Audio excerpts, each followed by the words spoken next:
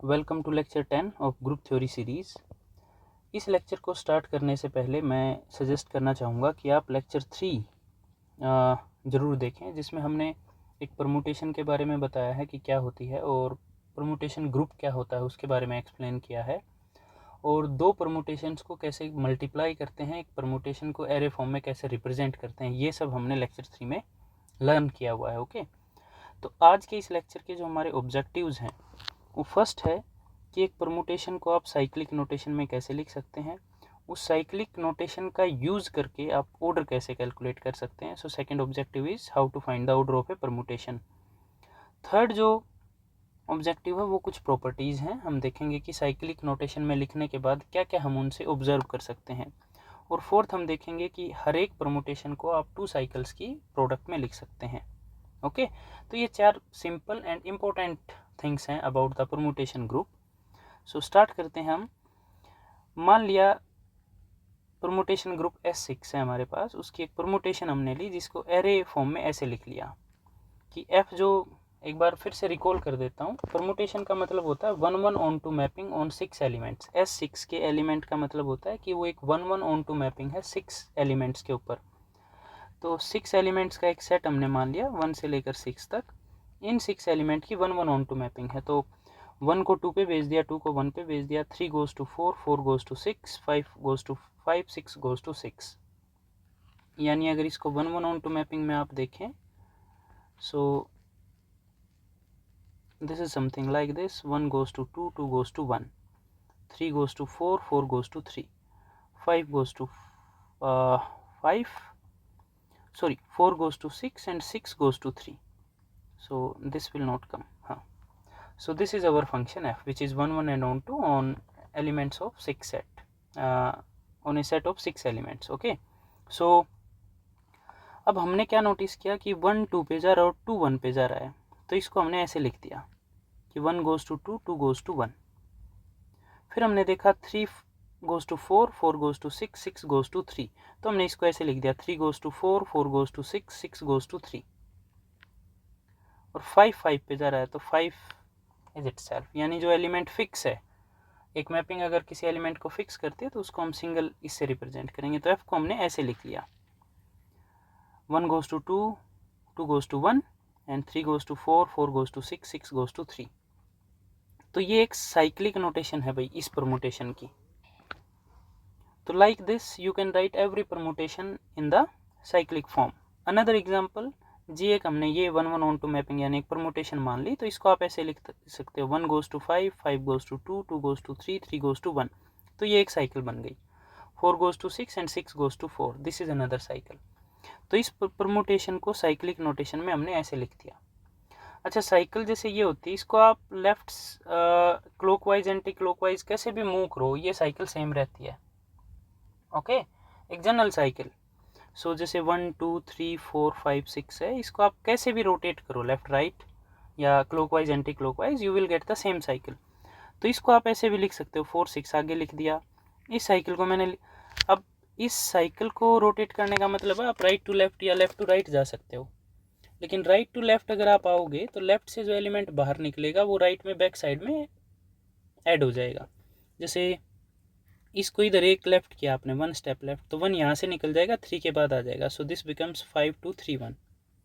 इसको अगर आपने 2 स्टेप लेफ्ट किया तो 1 बाहर जाएगा, फिर 5 जाएगा, तो पहले 1 ऐड हो जाएगा, फिर 5 ऐड हो जाएगा, cycle will remain same. Okay, तो यहाँ पे ये इंपॉर्टेंट आपको ध्यान रखना है कि जिस ऑर्डर में एलिमेंट्स लिखे हुए हैं उसका मतलब है कि 2 goes to 3, 3 goes to 1, 1 goes to 5 and 5 goes to 2। जैसा कि आप इसमें देख भी सकते हो, यहाँ पे 2 goes to जी में 2 goes to 3, 3 goes to 1, 1 goes to 5 and 5 goes to 2। तो ये आप साइकिल को लेफ्ट राइट कैसे भी लेफ्ट टू राइट या राइट टू लेफ्ट मूव कर सकते हो, लेकिन जो भी एलिमेंट मूव करने से बाहर निकलेगा वो उसके अपोजिट साइड में ऐड हो जाएगा, ये आपको याद रखना है। ओके, और कोई भी एक्सप्रेशन इस फॉर्म का है उसको हम बोलते हैं it is a cycle of length M और एम साइकिल, यानी उसमें एम एलिमेंट्स और साइक्लिक मैपिंग हो रखी है, यानी first element goes to second, second goes to third, third goes to fourth and so on, and last goes to first. तो ऐसे आप किसी भी परमुटेशन को साइक्लिक फॉर्म में लिख सकते हो। और इस तरह के एक्सप्रेशन को हम बोलते हैं कि it is a cycle of m length, या m साइकिल बोल देते हैं कि m एलिमेंट्स की साइकिल है वो, राइट। अब जैसे एग्जांपल के लिए हमने मान लिया कि ऐसे एक सेट है जिसमें 4 एलिमेंट हैं 1 2 3 4, तो इसकी 1 1 मैपिंग्स यानी S4 निकालना है। तो लेक्चर 3 में हमने कैलकुलेट किया हुआ है कि S4 में जो नंबर ऑफ एलिमेंट्स आएंगे वो कितने आ जाएंगे 4 फैक्टोरियल। तो S4 हमने निकालना। अब जो फिक्स है उसको एक ही लिखेंगे। आइडेंटिटी एलिमेंट क्या करता है, सबको फिक्स करता है, तो आइडेंटिटी को हम हमेशा ऐसे लिखेंगे सिंगल 1। आप इसको सिंगल 2 भी लिख सकते हो, डजेंट मैटर, सिंगल 3 भी लिख सकते हो। इसका मतलब है 3 भी मैप हो रखा है और जो नहीं लिखा हुआ वो भी मैप हो रखा है। एक साइक्लिक नोटेशन में ये ध्यान रखना है कि अगर कोई परमुटेशन की साइक्लिक नोटेशन आपके पास है और वो मान लो 10 ऑब्जेक्ट्स की परमुटेशन हो और आपके पास 6 एलिमेंट्स ही लिख रखे हैं, तो 4 फिक्स हो रखे हैं उस परमुटेशन से। सो नेक्स्ट आप लिख सकते हो 1 2, यानी 1 2 पे जा रहा है, 2 1 पे आ रहा है, 1 3 पे गया, 3 1 पे, 1 4 पे, 4 1 पे, फिर 2 3 पे, 2 4 पे, फिर 3 4 पे। तो ये 2 लेंथ की साइकिल्स आ गई 6 हमारे पास। फिर 3 लेंथ की 1 2 3, 1 2 4, and next you will have 1 3 4 and then 2 3 4। Okay, इसके बाद लिख सकते हैं 1 3 2, फिर लिख सकते हैं 1 4 2, फिर लिख सकते हैं 1 4 3, फिर लिख सकते हैं 2 4 3, राइट। नेक्स्ट इसमें आप लिख सकते हैं 1 2 3 4 and then 1 2 4 3, then 1 3 2 4, 1 3 4 2 and 1 4 2 3 and 1 4 3 2, and then we can write 1 2 3 4, 1 3 2 4 and 1 4 2 3। I think 24 elements हो गए। 1 2 3 4 5 6 7 8 9 10 11 12 13 14 15 16 17 18 19 20 1 22 3 and 24। तो ये जो परमुटेशन है 24 परमुटेशंस हैं 4 एलिमेंट्स के सेट के ऊपर, उनकी ये साइक्लिक नोटेशंस हैं। ओके, अब नेक्स्ट जो हमारा काम है वो है कि कैसे हम एक नोटेशन से दूसरी नोटेशन में स्विच कर सकते हैं। और परमुटेशंस को एरे नोटेशन में तो मल्टीप्लाई करना हमने सीख रखा था, अब साइकिल में कैसे मल्टीप्लाई करना है। जैसे एफ ये लिया, जी ये लिया, 2 परमुटेशन ले ली हमने, 5 एलिमेंट एस जो सेट है वो 5 एलिमेंट का सेट मान लिया, 1 2 3 4 5। सो एफ एक परमुटेशन है, जी एक परमुटेशन है, एफ जी ऐसे लिखा जाएगा। दोनों साइकिल को एक के साथ एक अटैच कर दिया। लेकिन अब बच्चा ऐसे भी कह सकता है कि सर ये भी खुद साइकिल है। भाई ये साइक्लिक नोटेशन थी किसी परमुटेशन की, तो ये भी साइक्लिक है, but we are interested to write a permutation in product of disjoint cycles. भाई ये भी साइकिल्स की प्रोडक्ट है, तो ये खुद भी एक साइक्लिक नोटेशन आ गई परमुटेशन की, बट हम इंटरेस्टेड हैं डिसजॉइंट साइकिल में। इट मीन्स 2 साइकिल आपस में कोई एंट्री कॉमन ना रखे। जैसे यहाँ पे 1 2 है, यहाँ पे भी 1 है, 1 2 यहाँ पे है, यहाँ 2 है, यहाँ 4 5 है, 5 यहाँ कॉमन है, 4 यहाँ कॉमन है, तो ये ऐसा नहीं होना चाहिए। तो इसकी प्रोडक्ट जैसे हम कैलकुलेट करते थे बैक टू मतलब राइट टू लेफ्ट आते थे, वैसे ही अब करेंगे। जैसे 1 को देखते हैं पहले पीछे से, तो इस साइकिल में 1 नहीं है, यानी ये साइकिल 1 को फिक्स करता है, फिक्स इज 1, तो इसने 1 को 1 पे भेज दिया। अब यहाँ देखेंगे 1 के साथ क्या हो रहा है, ये साइकिल 1 को 5 पे भेज रहा है, दिस सेंड्स 1 to 5, तो यहाँ 5 पे चला गया। अब इसमें देखेंगे 5 कहाँ जा रहा है, 4 पे जा रहा है। नेक्स्ट देखेंगे 4 कहाँ जा रहा है, फिक्स, यहाँ भी 4 फिक्स। तो अल्टीमेटली जब ये टोटल एक्सप्रेशन है, इसने 1 को कहाँ मैप कर दिया, 4 पे, राइट। फिर हम 4 को देखेंगे, 2 को देखेंगे, सॉरी, 1 तो 4 पे गया, या तो 4 को देख सकते हो या 2 को, क्योंकि 4 की इमेज निकालनी है तो 4 को देख लेते हैं पहले। यहाँ 4 2 पे गया, यहाँ 2 फिक्स है, यहाँ 2 फिक्स है, यहाँ 2 फिक्स है, यहाँ 2 1 पे गया, तो 4 ने 2 को 1 पे भेजा, सॉरी 4 ने 4 2 पे गया इस साइकिल से, और 2 लास्ट में 1 पे गया, तो 1 गोज़ टू 4, 4 गोज़ टू 1, तो ये एक साइकिल आ गई हमारे पास 1 4। फिर ऐसे ही इसमें आप देखोगे 2 4 पे गया, यहाँ 4 फिक्स, यहाँ 4 5 पे गया, यहाँ 5 फिक्स, यहाँ भी 5 फिक्स, तो 2 अल्टीमेटली 4 पे गया। ओके, 2 4 पे गया था और यहाँ 4 गया 5 पे, तो अल्टीमेटली 2 5 पे गया। Right. So 2 goes to 5। Similarly आप 5 को देखेंगे तो 5 यहाँ फिक्स है, यहाँ 5 3 पे जा रहा है, 3 यहाँ फिक्स है, यहाँ 3 यहाँ भी फिक्स है, यहाँ भी फिक्स है, तो अल्टीमेटली 5 कहाँ गया 3 पे। सो 2 goes to 5, 5 goes to 3। अब 3 यहाँ फिक्स है, यहाँ 3 गया 1 पे, यहाँ 1 फिक्स है, यहाँ 1 फिक्स है, यहाँ 1 गया 2 पे, तो अल्टीमेटली 3 गया 2 पे। सो 2 5 3 साइकिल कंप्लीट हो गई। 2 goes to 5, 5 goes to 3 and 3 goes to 2। तो टोटल जो प्रोडक्ट है उसको हम ऐसे लिखेंगे, 1 goes to 4, 4 goes to 1, तो ये एक साइकिल कंप्लीट हो गई। फिर हमने देखा कि 2 goes to 5, 5 goes to 3 and 3 goes to 2, तो ये एक दूसरी साइकिल कंप्लीट हो गई। सो इसको अब वापस एरे फॉर्म में लिखना है, तो एरे फॉर्म में हम कैसे लिखेंगे, पहले ऊपर 500 सिंबल लिख लिए, फिर कौन सा एलिमेंट कहाँ मैप हो रहा है वो हमने लिख दिया। 1 goes to 4, 4 goes to 1, 2 goes to 5, 5 goes to 3, 3 goes to 2, ये इसकी एरे नोटेशन आ गई। ओके, तो एरे नोटेशन से साइक्लिक नोटेशन और साइक्लिक नोटेशन से एरे नोटेशन, किसी भी परमुटेशन की इन दो नोटेशंस में आप स्विच कर सकते हैं, राइट। कोई भी डाउट है तो आप पूछ सकते हैं। नेक्स्ट इंपॉर्टेंट रिमार्क हमने लिखा हुआ है भाई कि हम साइकिल्स को, जैसे ऊपर मैंने एक्सप्लेन भी किया कि जब कॉमन एंट्री होती है उसमें हम इंटरेस्टेड नहीं है। हमें एक्चुअली क्या होगा कि जो साइकिल दी हुई है वो हमें, मतलब परमुटेशन की जो साइक्लिक नोटेशन है उसमें सारी साइकिल्स की डिसजॉइंट एंट्री होनी चाहिए। This is our main interest. दूसरी एक अच्छी बात यह है कि जब कोई एलिमेंट मिस होता है साइक्लिक नोटेशन में तो उसको हम मान लेते हैं कि वो खुद पे मैप हो रखा है, वो फिक्स्ड है वो एलिमेंट। जैसे 5 एलिमेंट के सेट पे अगर ये परमुटेशन है जिसकी साइक्लिक नोटेशन 1 2 एंड 4 5 है, तो इसमें 3 गायब है, it means 3 is fixed. Okay, और कोई अल्फा ऐसे लिखा हुआ है तो इसको आप 1 goes to 2, 2 goes to 5, 5 goes to 1, ये दोनों एलिमेंट फिक्स थे तो इसको लिखने की रिक्वायरमेंट नहीं है। इस साइक्लिक नोटेशन में जो परमुटेशन लिखी है उसका मतलब है 4 goes to 4 and 3 goes to 3। Okay, ये अब ये क्वेश्चन आता होगा कि इनको आगे पीछे हम लिख सकते हैं या नहीं लिख सकते हैं, तो आगे हम प्रॉपर्टीज में देखेंगे कि अगर परमुटेशंस जो साइकिल्स हैं अगर उनमें कुछ एंट्री कॉमन नहीं है तो उसको आप आगे पीछे कहीं लिखो, डजंट मैटर, यानी disjoint cycles are commutative. Okay, वो हमारा अगला इंटरेस्ट है, लेकिन उससे पहले हम कुछ नोटेशंस डिस्कस करना चाहते हैं। पहले ये कि आइडेंटिटी परमुटेशन तो सबको खुद पे मैप करती है, तो क्या हम सबको ओमिट कर दें? ऐसा तो नहीं होगा। तो हम क्या लिख देंगे आइडेंटिटी को, या तो सिंगल 1 साइकिल या सिंगल 2 या सिंगल 3, कोई भी एक एलिमेंट जिस सेट के ऊपर आपने परमुटेशन डिफाइन कर रखी है उसका कोई भी एक एलिमेंट लो और आप उसको सिंगल साइकिल से रिप्रेजेंट कर दो। तो सिंगल साइकिल का मतलब वो एलिमेंट तो उसी पे मैप हो रहा है और जो नहीं लिखे हुए वो भी फिक्स्ड है, यानी आइडेंटिटी एलिमेंट सारे एलिमेंट्स को खुद के ऊपर मैप करती है। ओके, अब हमारी जो फर्स्ट थ्योरम है किसी परमुटेशन का ऑर्डर निकालना, तो हमने ये सीख लिया कि किसी भी परमुटेशन को डिसजॉइंट साइकिल्स की फॉर्म में कैसे लिखना है। अगर वो लिख दिया तो उससे डायरेक्ट ऑर्डर क्या आ जाएगा, the order of a permutation of a finite set written in disjoint cycles is the LCM of lengths of cycles.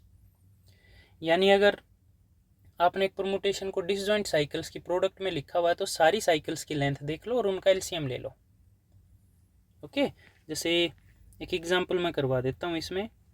ये एग्जांपल है, जैसे अभी कर लेते हैं, बाद में इसकी करने की रिक्वायरमेंट नहीं रहेगी क्योंकि अभी ऑर्डर डिफाइन किया है तो अच्छा होगा अभी कर लें। सो ये दो मतलब परमुटेशन की एक साइक्लिक नोटेशन है तीनों केसेस में, उनमें हमें इनका ऑर्डर कैलकुलेट करना है।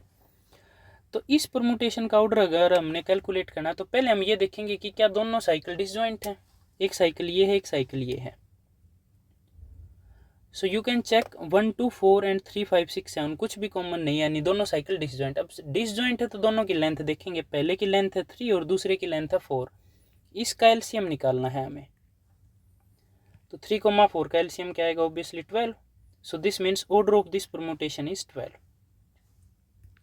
नेक्स्ट इस परमुटेशन का ऑर्डर निकालना है। अब 1 2 4, इसमें 1 2 4 कहीं नहीं है अगली साइकिल में, तो डिसजॉइंट तो हो गई। अब इसकी लेंथ 3 है और इसकी लेंथ 6 है, और 3 और 6 लेंथ का एलसीएम क्या आएगा 6। तो इस परमुटेशन का ऑर्डर आ गया 6। फाइनली इस परमुटेशन का ऑर्डर निकालना 1 2 3 5, लेकिन 2 और 5 तो यहाँ कॉमन है, तो इस परमुटेशन के ऑर्डर को कैलकुलेट करने के लिए आप डायरेक्ट एलसीएम नहीं लेंगे, पहले क्या करना पड़ेगा, इसको डिसजॉइंट साइकिल की फॉर्म में लिखना पड़ेगा। तो लिख लेते हैं एक बार 1, इसमें 1 फिक्स्ड है, इसमें 1 2 पे जा रहा है तो 1 गया 2 पे टोटल प्रोडक्ट के अंदर। अब 2 4 पे गया और 4 इसमें है फिक्स, तो टोटल 2 गया 4 पे दोनों की कंपोजिशन से। अब इसमें 4 गया 5 पे, इसमें 5 गया 1 पे, तो वापस 1 पे आ जाएंगे, तो बंद कर देते हैं साइकिल। नेक्स्ट हम स्टार्ट करेंगे 3 से। इसमें 3 फिक्स्ड है, इसमें 3 गया 5 पे, तो 3 टोटल गया 5 पे, सॉरी हाँ क्लोज नहीं होगी। इसमें 5 गया 6 पे, इसमें 6 फिक्स है, तो 5 गोज टू 6। सेकेंड साइकिल में 6 गया 7 पे, इसमें 7 फिक्स है, तो 6 गया 7 पे। इसमें 7 गया 2 पे और इसमें 2 गया 3 पे, लेकिन 3 वापस आ गया, तो ये साइकिल आ गई। तो इस परमुटेशन को डिसजॉइंट साइकिल की फॉर्म में ऐसे लिख लिया हमने। अब इसका ऑर्डर कैलकुलेट करना है, तो ऑर्डर में ये 3 लेंथ की और ये 4 लेंथ की, टोटल क्या आ गया 12। ओके, तो इस तरीके से हमें ऑर्डर कैलकुलेट करने हैं। बट मेक श्योर कि जो परमुटेशन साइकिल्स की प्रोडक्ट में लिखा हुआ है वो साइकिल्स डिसजॉइंट हैं, यानी कोई भी एंट्री कॉमन नहीं है उनके अंदर। ओके, इसके बाद नेक्स्ट एग्जांपल है कि S6 का ऑर्डर कितना होगा 6 फैक्टोरियल, यानी टोटल 720 एलिमेंट्स हैं उसमें। ओके, तो एक परमुटेशन ग्रुप S6 में 720 एलिमेंट्स के ऑर्डर क्या क्या होंगे। अब ग्रुप का ऑर्डर तो 720 आ गया, तो एलिमेंट्स का ऑर्डर क्या आएगा, उसके कुछ डिविजर्स आएंगे, लेकिन क्या क्या पॉसिबल हैं वो मतलब किसी भी परमुटेशन ग्रुप में उसके एलिमेंट्स का ऑर्डर कैलकुलेट करना इजी है, क्योंकि आप जैसे ही साइकिल्स की फॉर्म में उसके परमुटेशन को लिख दोगे तो सिंपली क्या काम करना है, डिसजॉइंट साइकिल और उनका एलसीएम ले लो आप साइकिल्स का, तो ऑर्डर आ जाएगा। ओके, तो क्या आइडिया है, कोई ये कहे कि भाई इसके 720 एलिमेंट्स के ऑर्डर की पॉसिबिलिटीज बताओ, क्या क्या ऑर्डर हो सकते हैं। तो उसके लिए आइडिया का पहला स्टेप है कि आप S6 की परमुटेशंस को डिसजॉइंट साइकिल्स में अरेंज कर लो। Okay, according to the longest cycle lengths left to the right, यानी लेफ्ट में सबसे लॉन्गेस्ट साइकिल, राइट में उससे small cycle and small and so on. Okay, और सिंप्लिसिटी के लिए जैसे कैलकुलेशन लेंथी ना हो तो A1 A2 AN यानी n साइकिल को हमने n बार से डिनोट कर दिया, यानी इसमें n एलिमेंट्स की यानी n लेंथ की साइकिल है। एलिमेंट कुछ भी हो सकते हैं, A1 A2 AN या 1 2 3 up to n। Okay, so n length की जो साइकिल है उसको n बार से रिप्रेजेंट कर लिया हमने। अब पॉसिबिलिटी क्या क्या है, S6 का मतलब है 6 एलिमेंट्स पे साइकिल बनानी है, ऐसे 1 2 3 4 5 6। तो पहली पॉसिबिलिटी तो यही है कि वो साइकिल खुद यही हो, 1 2 पे गया, 3 2 3 पे, 3 4 पे, 4 5 पे, 5 6 पे, 6 1 पे। तो इसका ऑर्डर क्या होगा 6, क्योंकि एक साइकिल है डिसजॉइंट खुद के साथ है ही, मतलब दूसरा है ही नहीं कुछ, तो डिसजॉइंट चेक करने की रिक्वायरमेंट नहीं है, तो ऑर्डर इसका आ गया 6। अब आप क्या कर सकते हो, 5 एलिमेंट की एक साइकिल हो जाए और 6 फिक्स हो जाए, यानी एक एलिमेंट फिक्स हो जाए, तो उसको हम लिख सकते हैं 5 साइकिल इंटू 1 साइकिल। लेकिन ये दोनों डिसजॉइंट होंगे, डिसजॉइंट है तो इसका ऑर्डर क्या पॉसिबल है 5। फिर आप 6 एलिमेंट्स को कैसे ब्रेक कर सकते हो, 4 साइकिल में और 2 साइकिल में, लेकिन उसका एलसीएम 4 रहेगा। फिर आप लिख सकते हो 4 1 एंड 1, यानी 4 तो साइकिल में आ गए और 2 फिक्स हो गए, तो वो 4 आ जाएगा। फिर 3 एंड 3, फिर 3 2 एंड 1, ये लेंथ ऑफ साइकिल्स हैं भाई, 3 लेंथ की साइकिल, 2 लेंथ की और 1 लेंथ की, तो इसका ऑर्डर 6 आ जाएगा। फिर 3 1 1, फिर 2 2 2, फिर 2 2 1 1, फिर 2 1 1 1 1 एंड ऑल 1। तो पॉसिबल ऑर्डर्स क्या आ गए यहाँ पे, 1 2 3 4 5 एंड 6। ये पॉसिबल ऑर्डर्स हैं जैसे S6 ग्रुप के, यानी permutation group of order 726 factorial. Okay, अब कोई आपको ये कहे कि S10 में मैक्सिमम ऑर्डर क्या होगा, दूसरा एग्जांपल हम कर लेते हैं, इंपॉर्टेंट प्रॉब्लम, कि what is the maximum order of an element in S10। अब S10 का खुद ऑर्डर तो है भाई 10 फैक्टोरियल, 10 फैक्टोरियल की वैल्यू आप देख लो कितनी लार्ज आएगी, उसमें ऑर्डर का एलिमेंट मैक्सिमम क्या हो सकता है। तो 10 एलिमेंट्स के अरेंजमेंट में आप क्या करोगे, डिसजॉइंट साइकिल्स में लिख लोगे और उनका एलसीएम कैलकुलेट कर लोगे। तो 10 खुद हो सकता है 9 1 8 2 8 1 1 7 3 7 2 1 7 1 1 1। इस डैश का मतलब है भाई 6 के बाद जितने रह गए वो 1 1 1 आएंगे। ओके, जैसे 5 के बाद 1 1 यानी 4 1, 6 के बाद 1 और फिर 3 1 और। ओके, इस तरीके से। तो इसमें आप कैलकुलेट करके देखोगे, जैसे 10 साइकिल की लेंथ का ऑर्डर 10 आ गया, 9 साइकिल की लेंथ का ऑर्डर 9 है और 1 का 1 है, तो एलसीएम 9 आ गया। 8 साइकिल और 2 साइकिल का एलसीएम 8 आएगा, तो 8 आ गया। फिर 8 1 1 का भी 8 आ गया, 7 और 3 का लिख दिया तो 21 आ गया, 7 2 और 1 का 14 आ गया, 7 1 1 1 का 7 आ गया, लाइक दिस। 6 और 4 का 12 आ गया, 6 3 1 का 6 आ गया। इसको आप वेरीफाई करोगे तो जब 10 एलिमेंट्स को आप 5 साइकिल 3 साइकिल और 2 साइकिल में लिखोगे ना तो एलसीएम मिलेगा आपको 30, क्योंकि तीनों म्यूचुअली को प्राइम है। ओके, तो 5 3 जा 15 2 जा 30, तो मैक्सिमम ऑर्डर 30 आएगा S10 के अंदर, जिसमें ग्रुप का ऑर्डर तो बहुत लार्ज है 10 फैक्टोरियल, बट एलिमेंट का मैक्सिमम ऑर्डर क्या आएगा 30। प्रीवियस एग्जाम्पल में हमने देखा S6 में पॉसिबल ऑर्डर्स क्या थे 1 2 3 4 5 6, लेकिन ये इन जनरल आपने ऐसा नहीं सोचना कि S10 में मैक्सिमम ऑर्डर n हो सकता है। जैसे इस केस में हमने देखा S10 में मैक्सिमम ऑर्डर 30 भी हो सकता है, तो वो तो हमें कैलकुलेट करने के बाद पता चलेगा। ओके, तो कोई भी आप ये पूछे S10 में कि पॉसिबल ऑर्डर्स क्या होंगे, तो आप क्या बोलोगे कि n एलिमेंट्स की पॉसिबल जो साइक्लिक नोटेशन है उनमें हम लिख लेंगे, और उनका जो एलसीएम आएगा वो एक परमुटेशन का ऑर्डर आ जाएगा। Okay, one more important problem is problem number 3, कि आपको किसी साइकिल का इनवर्स कैलकुलेट करना हो तो कैसे करेंगे। अब साइकिल भी खुद क्या है, एक n एलिमेंट्स की परमुटेशन है। ओके, जो 1 1 ऑन टू मैपिंग है, तो उसका इनवर्स निकालने का मतलब दूसरा कोई फंक्शन होगा 1 1 ऑन टू, और इनवर्स अगर आ गया आपके पास तो उन दोनों को जब कंपोजिट करोगे तो आइडेंटिटी आएगा, क्योंकि फंक्शन का इनवर्स होने का मतलब क्या है, F and F inverse equal to identity function, अगर आप कंपोजिट कर रहे हो तो राइट। तो इस साइकिल का इनवर्स निकालने का मतलब एक ऐसी साइकिल कैलकुलेट करनी है कि उन दोनों को कंपोजिट करें हम तो आइडेंटिटी मिल जाए हमें। तो मान लिया इसका इनवर्स ये साइकिल है, यहाँ A1 रख लिया, बाकी एंट्रीज का हमें नहीं पता क्या है। तो इस साइकिल की और इस साइकिल की प्रोडक्ट क्या आएगी, आइडेंटिटी, यानी A1 भी फिक्स्ड है, A2 भी फिक्स्ड है और AN भी फिक्स्ड है। अब यहाँ A1 A2 पे भेज रहा है, तो A1 फिक्स होने के लिए ये साइकिल इस साइकिल में A2 A1 पे जाएगा। भाई यहाँ A1 A2 पे गया, अगर A2 A1 पे नहीं गया तो A1 तो फिक्स नहीं होगा। ओके, सो दिस मीन्स अगर यहाँ A1 A2 पे गया तो A2 को A1 पे जाना पड़ेगा, तो इस एंट्री को क्या होना पड़ेगा, A2। ओके, अब A2 को देखते हैं, A2 यहाँ गया A3 पे।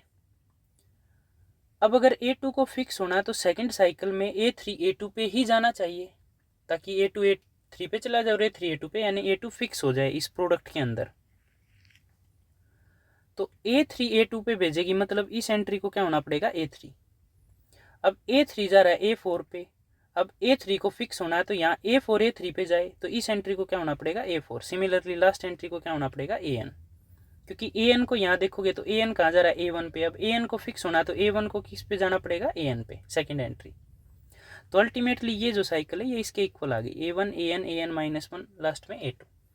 तो किसी भी साइकिल का अगर आपको इनवर्स निकालना हो, यानी एक परमुटेशन अगर सिंगल साइकिल में लिखा हुआ है तो उसका इनवर्स आप कैसे निकालोगे, सिंपली फर्स्ट एंट्री फिक्स करो और पूरी को इसको रिवर्स कर दो, रिमेनिंग साइकिल को, यानी n-1 लेंथ की जो साइकिल बच गई उसको उल्टा लिख दो एकदम, AN से स्टार्ट करके A2 तक।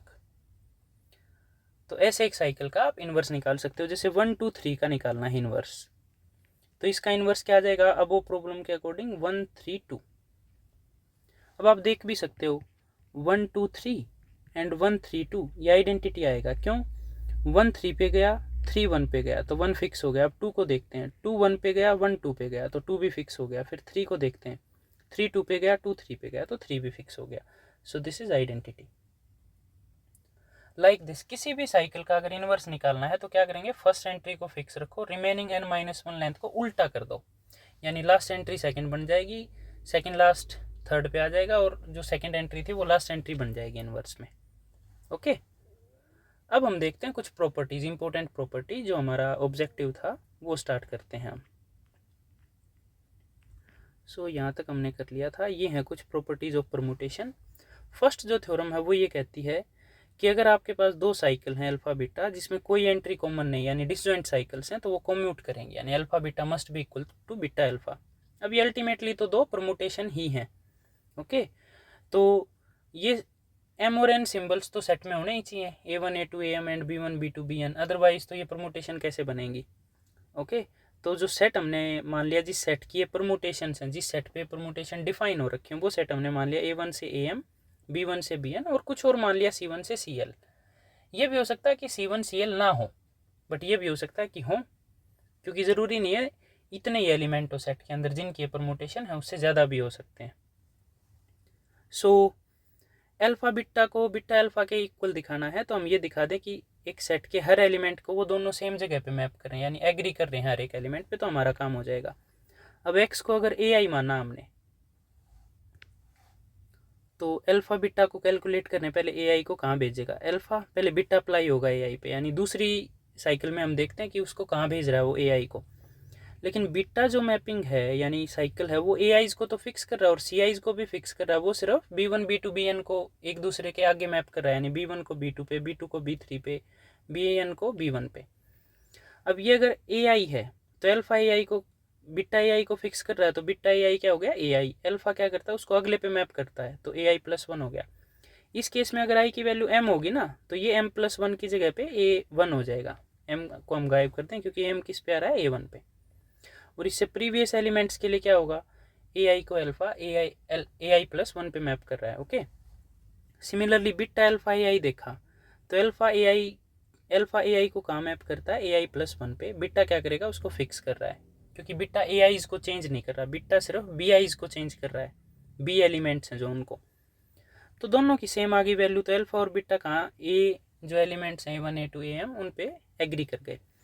सिमिलरली आप bj पे दिखा सकते हो, अब अल्फा तो फिक्स कर रहा है सारे बी एलिमेंट्स को, बीटा वेरी कर रहा है, तो अल्फा बीटा जे निकाला, तो बीटा ऑफ बी जे ये एक आगे मैप कर दिया, अल्फा फिक्स कर रहा है तो सेम आ गया, बीटा अल्फा में फिर अल्फा ने फिक्स कर दिया, बीटा ने एक आगे मैप कर दिया, दोनों की वैल्यू सेम आ गई, so both agree on B elements.